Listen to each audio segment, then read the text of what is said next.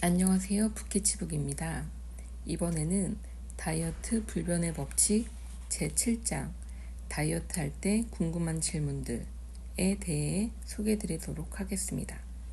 당신이 수분이 풍부한 과일과 채소를 충분히 먹으면 물도 많이 마실 필요가 없고 소금도 거의 먹을 필요가 없다.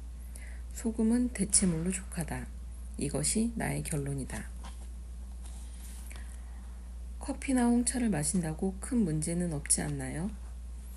미국인 중에서 커피나 홍차를 마시지 않는 인구는 9%가 채 되지 않는다. 10명 중에서 9명은 이것을 기호식품으로 즐기고 있다는 말이다. 이 습관이 얼마나 광범위하게 퍼져 있는지 알려주는 명확한 증거다. 미국 인구의 절반 정도는 하루에 2~3잔씩 마신다. 또 인구의 4분의 1은 하루 6잔 이상을 마신다. 전 세계에서 매년 6천억 잔씩이나 소비된다고 하니 가히 세계인의 음료가 맞다. 대부분의 사람들은 아침에 마시는 커피와 오후에 마시는 홍차를 약물로 생각하지 않는다. 그러나 카페인은 중독성이 있다. 중독성이 있는 것들은 금단 현상을 수반한다. 심리적으로나 신체적으로 의존성을 갖게 된다. 커피와 홍차는 일종의 약물이다. 카페인은 코카인과 비슷하게 중앙신경계통을 자극한다. 그리고 심장 박동을 증가시키고 혈관의 직경을 변화시킨다.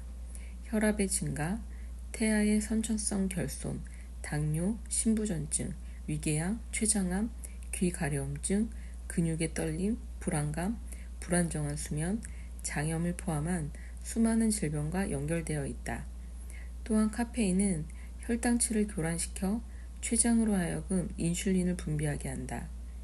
카페인이 제거된 커피나 홍차는 좀 낫지 않느냐고 질문하는 사람들이 있다. 나는 이 질문에 대한 대답을 또 다른 질문으로 대신하겠다. 당신은 발을 부러뜨리는 대신에 팔을 부러뜨리는 것을 용납하겠는가? 카페인을 제거하는 과정에는 부식성이 아주 높은 화학 용매제가 필요한데 그 화학 용매제가 커피 열매에 스며들게 된다. 카페인을 제거하는 약물을 당신이 마시게 된다는 말인다. 약물을 마실 것인가? 차라리 카페인을 마실 것인가? 나에게 물어본다면 차라리 카페인이 있는 커피를 마시겠다. 그것이 오히려 자연의 법칙에 가깝기 때문이다. 한 잔의 커피나 홍차는 신장과 요도를 통과하는데 24시간이 걸린다. 따라서 한 컵 이상 마시면 24시간 동안 몸에 무거운 부담을 준다. 하루에 7잔 혹은 8잔을 마시는 사람은 신장투석기를 달아야 할 정도로 위험하다. 물리적인 방식, 물이나 비화학적인 물질을 통해서로 카페인을 제거한 커피는 화학적으로 카페인을 제거한 것보다 확실히 낫다. 그렇다고 커피를 마셔도 좋다는 뜻은 아니다. 커피는 여전히 심하게 산성화되어 있다. 그것이 문제다. 음식과 함께 마신 커피는 음식을 예정보다 빨리 위장에서 내보내지만 장의 움직임을 느리게 한다. 장 안에 있는 소화되지 않는 음식은 변비의 주요 원인이 된다. 커피가 콩팥까지 빠져나가는 데는 24시간이 걸린다. 너무나 많은 시간이 걸리는 것이 문제다.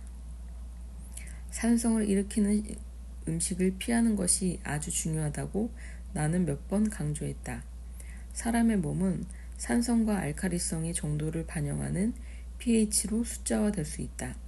pH는 0에서부터 14까지 있는데 0은 완벽한 산성이고 14는 완벽한 알칼리성이다. 당연히 7이 중성이다. 인간의 혈액은 약 알칼리로서 7.35에서 7.4 pH 사이다. 피가 중성인 7.0 pH까지 내려가기만 해도 그 사람은 아주 위험한 상태에 빠지게 된다. 7.35와 7.4의 간격은 작다. 그러나 이 아주 작은 간격을 벗어나면 피가 불균형 상태가 된다. 커피와 차는 몸에서 순수한 산성으로 변한다. 혈액에 산성이 많을수록 몸은 그것을 중화시키기 위해 더 많은 수분을 흡수하려고 발버둥친다. 그렇게 해서 몸무게가 늘어나는 것이다. 커피나 홍차를 마시지 못하게 겁주려는 것이 아니다. 그것들이 인체 건강에 어떤 영향을 미치는지 알려주고 싶은 것이다. 다이어트에 도움이 되는지 방해가 되는지 알려주고 싶은 것이다. 어떤 사람들은 단번에 커피와 홍차를 끊기도 하고 어떤 사람들은 힘들게 끊기도 한다. 수십 년 동안 아침에 겨우 한 잔씩만 마셔왔기 때문에 끊을 필요가 없다고 하는 사람들도 있다. 어쨌든 다 좋다. 하루에 커피 한 잔 정도 마신다고 해서 다이어트 불변의 법칙에 크게 어긋나는 것은 아니다. 분명한 것은 커피나 홍차는 마시지 않는 것이 가장 좋다. 그러니 최소한 줄일 수 있다면 그렇게 하시라. 어쩌다 한 번씩 커피나 홍차 대신에 뜨거운 음료를 마시고 싶다면 허브차를 마셔라. 뜨거운 물에 레몬 주스를 섞어도 좋다. 레몬 주스는 다른 과일과는 달리 당이 많이 함유되어 있지 않고 뜨거운 물에서도 발효되지 않는다.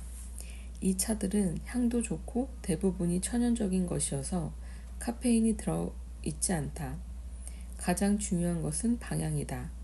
당신의 목적이 날씬한 몸매와 팔팔한 건강이라는 것을 염두에 두고 그 방향으로 나아가도록 한다. 당신은 이미 그 여행을 시작했다.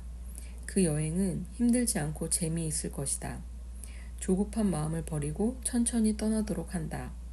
당신은 미국 대륙의 서쪽 해안에서 동쪽 해안까지 몇 시간 만에 비행기로 갈 수도 있다. 그러나 자연이 제공하는 아름다운 풍경들은 못 보고 지나칠 것이다. 하루아침에 이룬 것은 하루아침에 무너질 수 있다.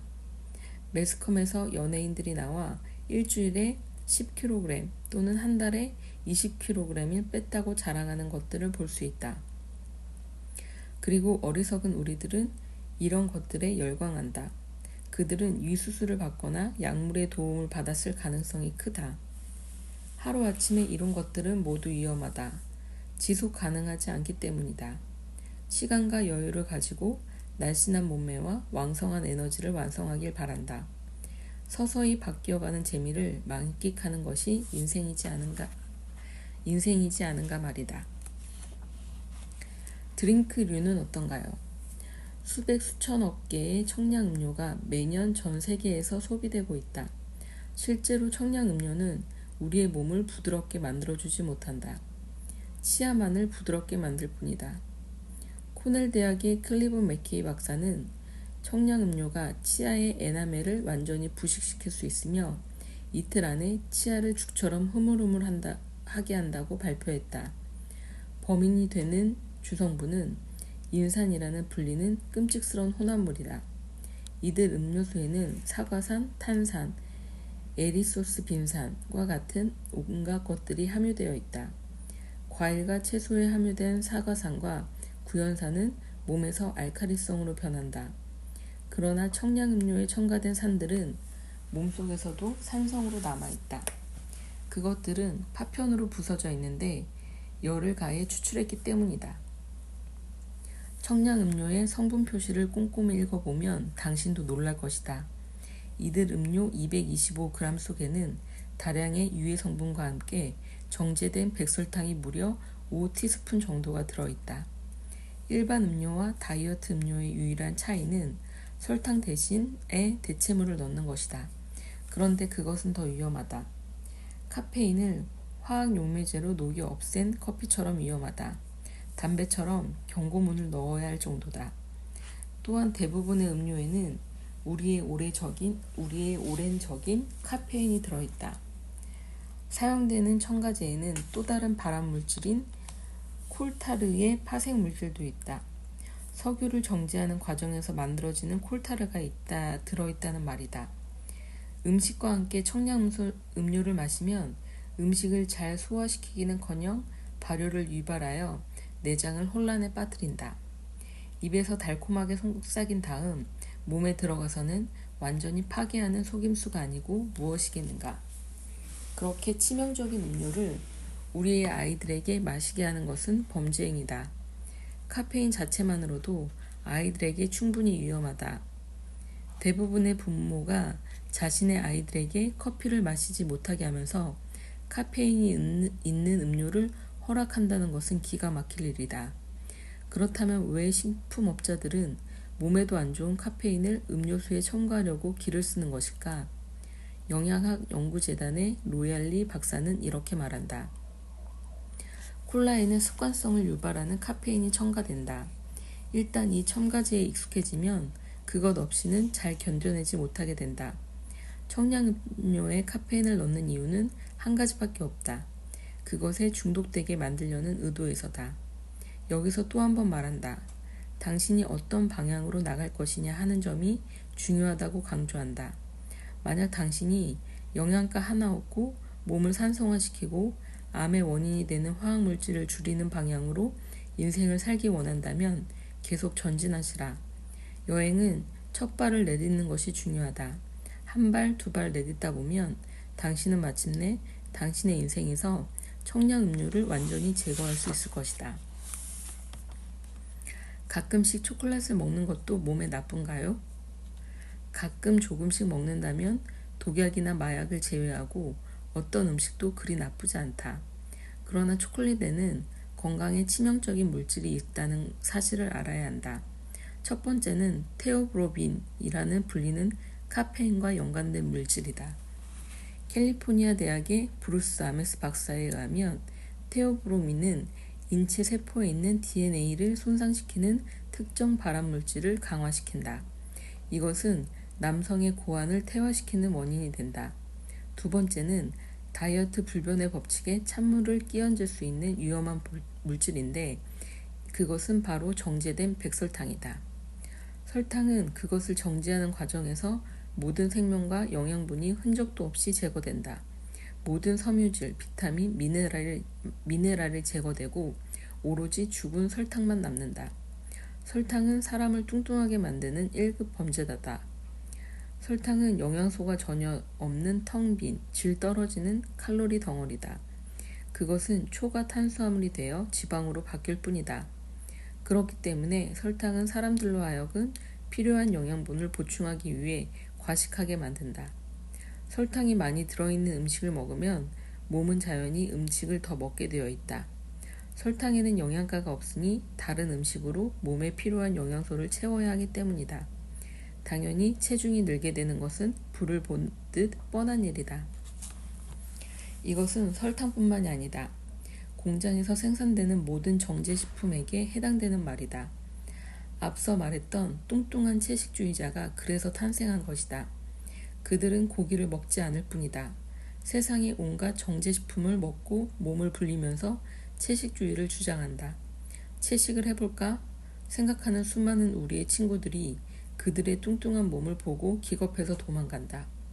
그들에게는 매우 미안한 말이지만 비록 그들이 동물을 사랑하고 지구 환경을 되살리려는 좋은 의도를 가지고 있더라도 공장에서 생산된 정제 식품으로는 지구의 건강은커녕 자신의 건강도 지킬 수 없다. 오히려 해칠 뿐이다. 나는 그들에게 정제 비건 식품업자의 주머니를 채워주는 대신 관점을 올바로 가져달라고 다시 한번 부탁하고 싶다. 달면서도 완전한 식품은 오직 과일뿐이다. 과일에 있는 당은 정제하지 않은 것이어서 몸이 원하는 영양분을 완벽하게 제공한다. 과일은 섬유질도 많아서 배변을 활성화할 뿐만 아니라 조금만 먹어도 배가 부르다. 반면에 정제된 설탕은 섬유질이 전혀 없고 어느 정도 먹으면 오히려 허기를 느끼게 된다. 음식으로 섭취하든 사탕으로 먹든 청량음료로 마시든 어떤 형태로든 정제설탕은 몸에서 발효한다. 당연히 초산, 타산, 탄산, 알코올 형성의 원인이 된다. 설탕은 정제되었기 때문이다. 그것이 몸에서 발효의 원인으로 작용하는 것이다. 고기를 별로 먹지 않는데도 입에서 심한 냄새가 난다면 그는 틀림없이 단 것을 매우 즐기는 사람이다. 나와 내기를 해도 좋다. 어떤 특정 음식이 건강에 역효과로 작용하는지 알기는 쉽지 않다. 한 음식만 놓고 보면 훨씬 덜 심각해 보이기 쉽다. 그러나 나쁜 음식과 또 다른 나쁜 음식이 합쳐지면 결국 폭탄이 된다. 크고 단단한 유리창이 있다고 치자. 그 유리창에 작은 돌멩이를 하나를 던진다면 깨지지 않을 것이다. 하지만 수만 개의 작은 돌멩이를 계속해서 던진다면 그 유리창은 견디지 못하고 결국 박살이 날 것이다. 각각의 음식이 우리 몸에 미치는 영향력은 마치 하나의 돌멩이와 같다. 그리고 이 모든 효과들이 함께 모이면 몸은 살이 찌고 질병이 발생하게 되어 있다. 유리창을 향해 던지는 돌멩이 수가 적을수록 깨질 확률은 줄게 된다. 커피든 차든 음료든 알코올이든 사탕이든 몸이 싸워야 할 부정적 영향이 적을수록 비만이 될 확률은 적어진다. 단지 양을 줄이는 것만으로도 피해는 반감된다. 돌멩이의 숫자가 줄기 때문이다. 식사와 함께하는 약간의 와인은 괜찮은가요? 누가 그처럼 어리석은 말을 했는지 돌아보라. 그는 아마도 와인 회사 사장 중 한 명이거나 매출을 올리는데 급급한 파스타 체인의 사장일 것이다. 눈을 껌뻑이거나 숨을 쉬는 데는 많은 도움이 필요하지 않다. 당연히 음식을 소화시키는 데도 외부의 도움이 필요하지 않다. 몸은 스스로 반응해서 음식물을 소화시킨다. 음식이 위장에 도달하면 그저 소화작용이 일어날 뿐이다. 포도주는 음식의 소화를 지연시킨다.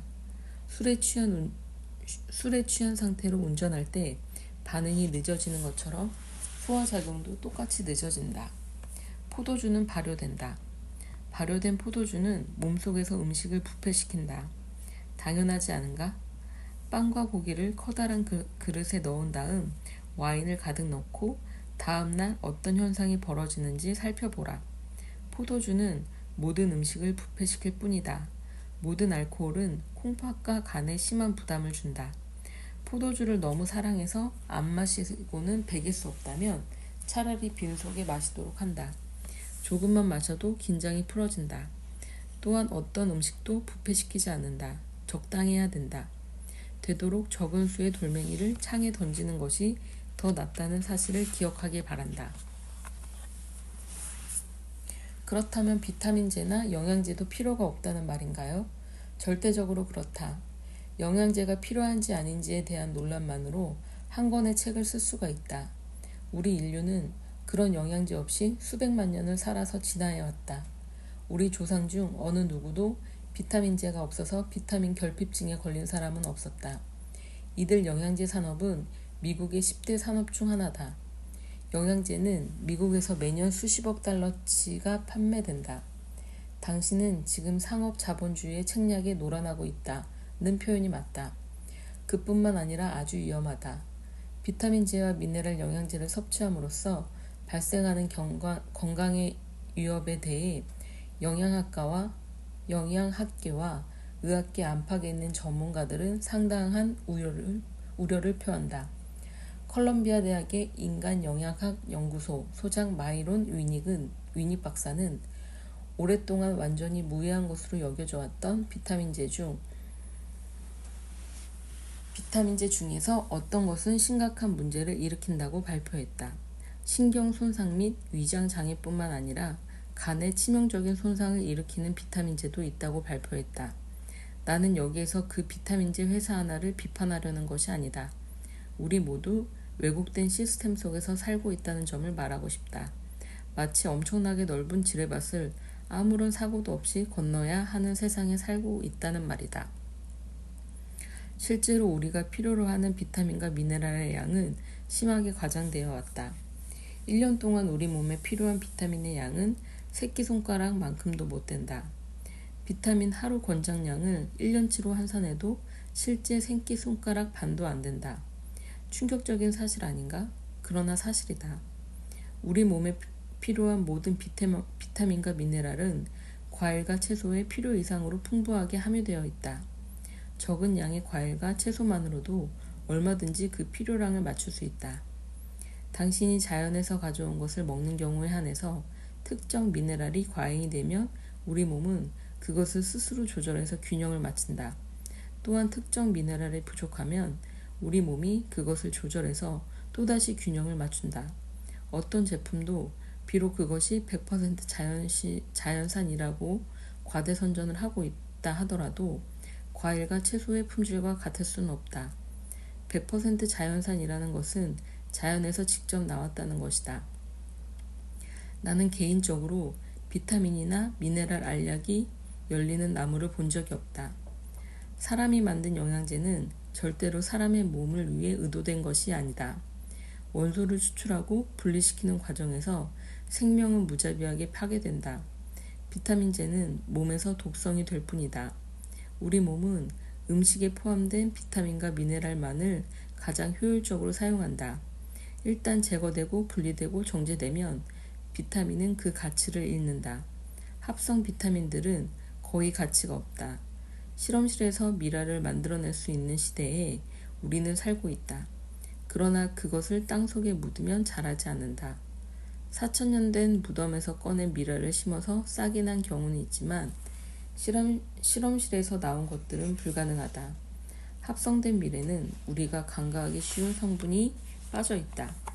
그것은 바로 생명력이다. 이와 마찬가지로 인공으로 합성된 비타민과 미네랄에도 당연히 생명력이 빠져 있다. 이것들은 아무 가치가 없다. 오히려 이것들은 몸에서는 유해한 노폐물이 될 뿐이다. 우리의 목표는 독성 노폐물을 더 생산하는 것이 아니다. 그것을 제거하는 것이다. 인간의 몸에는 소위 최소의 법칙이라는 것이 존재한다.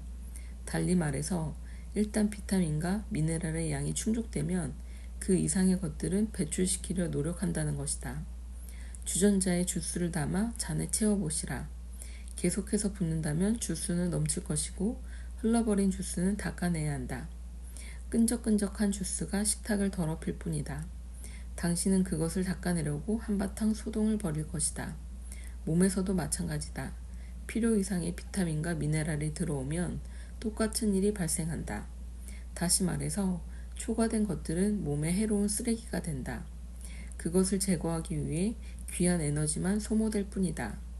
또한 그 과정에서 간과 콩팥에 무거운 부담을 지운다. 생명이 제거되고 가공 처리되고 변성된 음식을 먹지 않으면 그만이다. 이 책에서 제시한 대로만 실천하면 절대 부족함이 없다. 건강은 알약이나 분말에 담겨 있는 것이 아니다. 절대 돈으로 살 수 없음을 명심하시라. 그렇게 하면 에너지도 절약되고 건강도 개선되고 우리 지구의 환경도 깨끗해질 것이다. 소금은 몸에 좋은가요? 나쁜가요? 이집트인들은 소금을 방부제로 사용했다. 이것은 시사하는 바가 매우 크다. 미국인들은 해마다 엄청난 양의 소금을 사용하고 있다. 소금은 애완용 동물의 음식에서부터 이유식에 이르기까지 어느 곳에든 들어있다. 이 소금들은 천연 소금이 아니라 정제염, 즉 99.9% 염화나트륨이라는 것이 큰 문제다. 그것은 화학물질에 가깝다. 천연 소금에 들어있는 각종 미네랄을 뜨거운 열로 제거한 정제식품이기 때문에 문제를 일으킨다. 자연 상태의 천연 소금은 오히려 몸에 부족한 미네랄을 공급해서 몸을 활성화시킨다. 천연 소금에는 각종 미네랄이 함유되어 있다. 그러나 정제염은 고혈압을 일으키는 원인이 된다. 정제염은 몸의 민감한 내부 조직을 부식시키고 산성화시킨다. 그 산성을 중화시키기 위해 물을 마시게 된다. 이것이 체중을 증가시킨다. 정제염의 과도한 섭취는 콩팥에 염증을 일으켜 신장염이 될 수 있다. 여기에서 나는 왜 우리 인간만이 소금을 섭취하는 유일한 동물인지 해답을 찾아보겠다. 어떤 과학자들은 반드시 소금을 먹어야 한다고 말한다. 그런데 또 다른 과학자들은 소금을 가급적 피하라고 말한다. 당신은 혼란스러워졌다. 어찌된 일인가? 나는 야생동물에서 답을 찾아야 한다고 주장한다. 모든 야생동물은 소금을 먹지 않는다고 당신은 생각할 것이다. 그러나 절대로 그렇지 않다. 나는 영국의 BBC 다큐 프로그램을 아주 즐겨 시청하는데 고지대의 원숭이들이 바위에 붙어있는 소금을 핥는 장면들이 자주 나온다. 그 바위는 수십만 전 바다 밑에 있었는데 지각 변동으로 솟아올라 바위산이 되었다. 바위는 당연히 소금기를 가득 품고 있다. 건조한 고지대 원숭이들은 살아있는 과일과 채소를 마음껏 먹을 수 없다. 그들의 몸은 항상 나트륨과 칼슘과 같은 미네랄이 부족한 상태에 있기 때문에 그 대체물인 염분에 목말라 있다는 말이다. 사막의 낙타도 건조한 기후 탓에 항상 미네랄이 부족한 상태다. 그래서 사막의 대상들은 항상 소금을 가지고 다니는데 낙타들은 소금을 주는 주인을 따르지 않을 수 없다. 대상들이 낙타를 가축화한 방법이다. 건조한 지역이나 고지대에 사는 동물들은 항상 미네랄에 굶주린 상태다. 공장식 대량 농업으로 인해 채소의 미네랄이 부족한 것 또한 사실이다. 그래서 우리는 샐러드에 소금이나 염분이 함유된 각종 시즈닝을 뿌려 먹는다. 그러나 완벽한 음식인 과일에 소금을 뿌려 먹는 경우는 거의 없다. 만일 어떤 야생동물이 밀림에 살면서 수분이 풍부한 야생 그대로의 열매나 나뭇잎이나 채소를 먹는다면 그들의 몸은 완벽한 미네랄의 균형을 이루고 있기 때문에 소금을 먹을 필요가 전혀 없다. 천연소금은 미네랄의 대체물이라는 말이다. 공장식 축산업이 들어오기 전까지 추운 지방에서 인간이 키우는 소화말들을 길들이는 가장 좋은 방법은 소금을 주는 일이었다. 겨울에는 마른 풀만 먹어야 하므로 소화말은 항상 미네랄이 부족한 상태이기 때문이다. 소금은 좋다, 소금은 나쁘다를 탓할 것이 아니라는 말이다. 소금은 과일과 채소 등 살아있는 음식을 먹지 않은 인간이 궁여지책으로 생산해낸 일종의 대체물이라는 말이다. 앞에서 나는 과일과 채소를 충분히 먹으면 물이 거의 필요 없다고 말한 바가 있다. 헬렌 니어링 부부도 물을 거의 마시지 않고 100세까지 살았다고 했다. 당신이 수분이 풍부한 과일과 채소를 충분히 먹으면 물도 많이 마실 필요가 없고 소금도 거의 먹을 필요가 없다. 소금은 대체물로 족하다. 이것이 나의 결론이다. 소금이 문제가 아니라 정제염이 문제다. 해마다 많은 사람들이 콩팥의 기능 상실로 사망하고 있다. 콩팥을 통해 배설되어야 하는 음료들 때문이다. 정제염이 들어있는 각종 공장 음식과 커피, 차, 드링크류, 알코올 때문이다. 과로에 찌든 우리의 불쌍한 콩팥을 구하기 위해 우리가 할 수 있는 것은 무엇이든 해야 한다. 짠 것을 먹고 싶다면 천연 소금을 사용하도록 한다. 입자가 거친 천연 소금을 수동 분말기에 넣어 갈아서 사용할 수도 있고 절구에 찧어서 사용할 수도 있다. 그러나 수분과 미네랄이 풍부한 과일과 채소를 충분히 먹는다면 소금도 거의 필요가 없다. 과일이 저혈당을 악화시킨다는 것이 사실인가요? 저혈당 환자들이 늘어나고 있는 것이 사실이다. 증상이 너무 광범위해서 그런 증상을 경험하지 않은 사람은 한 명도 없다. 62가지 증상이 나타날 수 있다. 저혈당 상태가 되면 정서불안, 우울, 코막힘, 피로, 불안, 짜증 등이 발생한다. 여기에는 또한 방귀, 소화불량, 헛배, 그리고 식후 졸림도 포함되어 있다. 이들 중 한 가지라도 경험해 보지 않은 사람이 있을까? 거기에 수십 가지가 넘는 증상이 추가될 수 있다.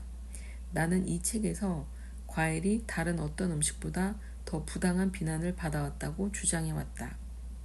당신에게는 이상하게 여겨질지 모르지만 과일은 실제로 저혈당을 가장 효과적으로 치유할 수 있는 음식이다. 과일이 그 증상을 효과적으로 진정시킨다는 뜻이 아니다. 내 말은 그 원인을 제거하고 그 증상이 다시는 나타나지 않게 한다는 의미다. 저혈당 증상을 진정시키는 가장 일반적인 수단은 매우 무거운 고기와 계란과 같은 단백질 음식을 먹는 것이다. 그러나 이것은 임시 처방으로 문제를 더 오랫동안 지속시키며 더 자주 음식을 먹도록 유도할 뿐이다. 저혈당을 없앨 수 있는 훨씬 더 합리적인 방법을 찾아보자. 저혈당이란 정확히 무엇인가? 음식의 제일 첫 번째 조건은 그것이 연료 가치가 있어야 한다고 앞에서 지적했다. 우리 음식의 90% 정도는 삶의 기능을 수행하는데 필요한 포도당을 공급해야 한다. 뇌는 단 한 가지 연료만을 사용하는데 그것은 포도당이다. 뇌는 포도당 이외에는 어떤 것도 사용하지 않는다. 지방이나 단백질도 사용하지 않는다. 뇌는 필요한 포도당을 혈액에서 가져온다. 뇌에 필요한 만큼의 충분한 포도당이 혈액에 없으면 경보가 울리게 된다. 이 경보가 바로 당뇨, 즉 저혈당 증상이다. 결론적으로 혈액에 포도당이 충분치 않은 것이 저혈당이다. 이 상황을 바로잡기 위해서 몸에 당을 주입하는 것이 일반적이다. 혈액에 당이 많아지면 저혈당이 되지 않는다. 그런데 여기에 문제가 있다. 온전한 포도당을 공급해야만 하는 것이다. 가공된 당은 어떤 형태든 상황을 악화시킬 뿐이다. 몸에 정말 필요한 당은 신선한 과일에 함유되어 있다. 과일에 있는 진짜 과당은 몸에서 다른 어떤 탄수화물보다 빨리 포도당으로 변한다. 다시 한번 기억하자. 가장 중요한 것은 과일을 올바른 방법으로 먹어야 한다는 것이다. 이 말은 빈속에 먹는 것을 의미한다. 과일의 당은 원래 완전한 상태이므로 위장을 빠른 시간에 통과하고 1시간 만에 혈액에 스며들 것이다. 오랫동안 병원에 들락거리며 저혈당으로 고통을 받아온 사람들에게는 이 말이 너무 단순하게 보일지도 모른다. 그러나 나는 실제로 오랫동안 저혈당으로 고생한 수많은 사람들을 직접 치료하였다. 나는 의사가 아니기 때문에 치료했다는 말은 맞지 않을지도 모른다. 나는 그들의 저혈당 증상을 완전히 없앴다. 내가 아니라 그들 스스로 다이어트 불변의 법칙을 통해서 마침내 완전히 없앴던 것이다. 다이어트 불변의 법칙은 임신 중인 여성에게도 괜찮은가요? 당연히 그렇다. 건강한 아이를 출산하려면 가능하면 최소한 임신하기 6개월 전부터 준비를 시작해야 한다. 임신 기간 동안 산모의 식사는 매우 중요하다. 서두르지 말고 천천히 식사의 질을 높이도록 하길 바란다. 어떤 변화든 그것이 긍정적인 것이라면 산모와 아이의 상태를 호전시킬 수 있다. 물론 출산도 훨씬 쉬워질 것이다. 다이어트 불변의 법칙에 따른 식사는 임신 기간 동안 산모와 아이 모두에게 필요한 영양분을 모두 충족시켜준다. 신선한 과일을 매일 섭취하기 때문에 포도당이 충분하다. 매일 먹는 샐러드에서도 풍부한 포도당을 섭취할 수 있다. 그리고 샐러드는 성장과 발육에 필요한 미네랄과 비타민을 산모와 아이에게 동시에 제공한다. 생과일과 채소, 그리고 생견과류를 주요 메뉴로 해서 식사하길 바란다. 이들은 산모와 아이에게 필요한 아미노산, 미네랄, 지방산, 비타민을 모두 공급해 줄 것이다. 또한 음식 배합의 원리를 항상 염두에 두고 먹길 바란다. 그렇게 하면 에너지의 낭비를 최소한으로 줄이고 최대한의 영양분을 흡수할 수 있을 것이다. 임신 기간은 에너지가 넘치고 즐거워야 아이에게 좋다. 부적절한 식사는 이 즐거운 시간을 고통으로 바꿀 수 있다. 아기의 치아와 뼈의 발육에 필요한 칼슘을 얻기 위해 저온 살균 우유를 먹으라는 권고를 받는 경우가 종종 있다. 대부분의 성인에게는 우유에서 칼슘을 흡수하는 데 필요한 소화 요소인 락타아제와 레닌이 없다. 더욱이 저온으로 살균하게 되면 열의 교란 때문에 우유 속 칼슘이 쓸모 없어지게 된다. 임신한 여성들은 우유를 먹지 않고도 얼마든지 칼슘을 섭취할 수 있다. 신선한 과일, 콩, 양배추, 배추, 상추, 견과류, 깨 등에서 언제든지 칼슘을 얻을 수 있다는 사실을 기억해야 한다. 섭취된 칼슘의 신진대사를 위해서는 적당한 햇빛을 받는 것도 중요하다. 우유는 태아에게 많은 영양분을 공급한다고 말하는 사람이 있다. 소가 웃을 일이다. 임신 중의 암소들이 당나귀의 젖을 먹어 뱃속의 송아지에게 더 많은 영양분을 공급할 수 있을까? 그들은 풀을 먹는다.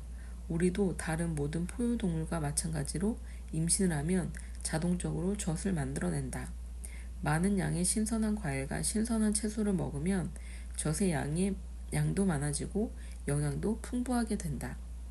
음식에 얼마나 많은 칼슘이 함유되어 있느냐가 중요한 게 아니다. 실제로 흡수할 수 있는 칼슘이 얼마냐가 중요하다. 임신 기간에 칼슘 영양제를 복용한다 해도 소용없다. 오히려 종종 태반에 유해한 칼슘이 쌓이기도 한다.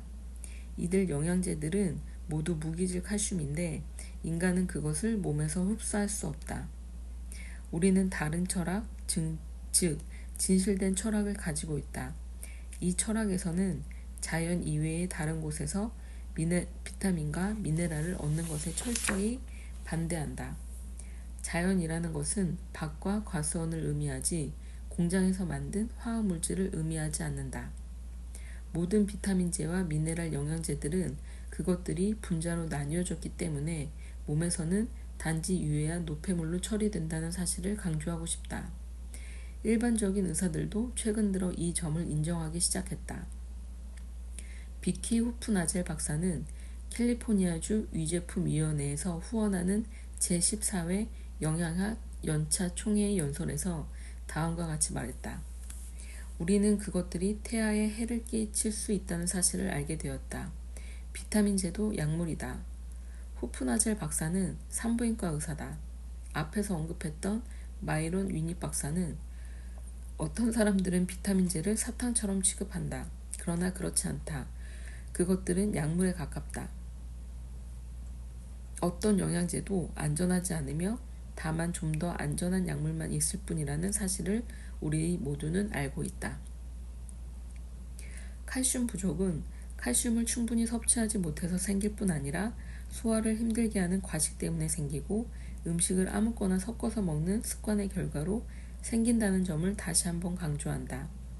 임신했다고 해서 많이 먹어야 한다는 것은 아니다.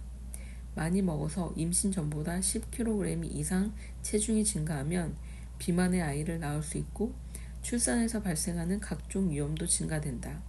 내 아내는 막내를 출산할 때 6.35kg밖에 체중이 늘지 않았고 아기와 아내 모두 아주 건강했다. 출산 1시간 후에 아내가 벌떡 일어나서 아이의 목욕까지 시켰을 정도다. 그 이야기는 나의 다른 책 자연치유 불변의 법칙에 자세히 나와 있다. 특히 임신한 여성은 가공 처리되고 불량한 음식을 먹으면 쉽게 가식하게 된다. 정제된 영양분만 들어왔으니 다른 영양분이 더 필요하다는 태아의 신호에 따라 과식을 하게 되는 것이다. 우리가 주장하는 법칙을 따르기만 하면 엄마와 아기 모두에게 영양이 풍부한 음식을 제공할 수 있다. 또한 산후 체중 감소에도 엄청난 결과를 보게 될 것이다. 산모는 평상시보다 더 민감하다. 산모의 태반은 불순물을 걸러내는데 한계가 있다. 산모는 절대로 약물, 알코올, 담배, 카페인, 정제염, 화학식초, 방부제가 들어있는 음식을 먹어서는 안 된다. 임신 전에 이런 것에 찌들어 있다면 반드시 다이어트 불변의 법칙을 따르기 바란다. 그래야만 독소가 제거되고 건강한 아이를 출산할 수 있다. 천연소금을 제외하고는 다른 어떤 것도 음식에 넣지 말 것을 부탁한다. 우리는 미래의 아이들을 위해 좀 더 솔직해져야 한다. 임신한 많은 여성들은 여전히 약을 복용하라는 권고를 받고 있지만 임신 기간 중에는 처방약이든 일반 약이든 먹어서 안전한 약은 없다. 아스피린에서 진통제와 신경안정제에 이르기까지 모든 약은 아기의 기형과 정신지체의 위험성을 안고 있다. 임신 기간 중의 알코올 섭취는 종종 정신지체나 얼굴 기형을 가진 아이를 출산할 가능성이 있는 태아 알코올 증후군을 유발할 수 있다. 커피, 차, 청량음료, 초콜릿과 많은 약에 함유된 카페인 또한 선천성 기형과 연결되어 있다.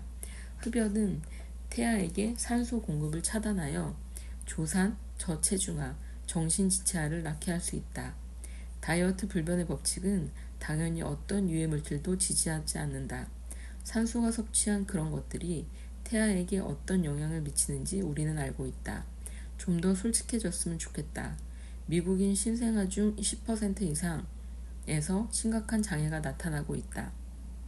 더 많은 화학제와 독소가 우리의 환경과 식사에 파고들고 있기 때문에 매년 그 숫자는 늘어나고 있다. 임신 기간은 다른 어떤 때보다 몸에 특별히 더 신경 써야 하는 시기다. 건강한 임신의 본질적인 요소들은 올바른 음식, 신선한 공기, 햇빛을 충분히 얻길 바란다. 모두 자연에서 온 것들이다.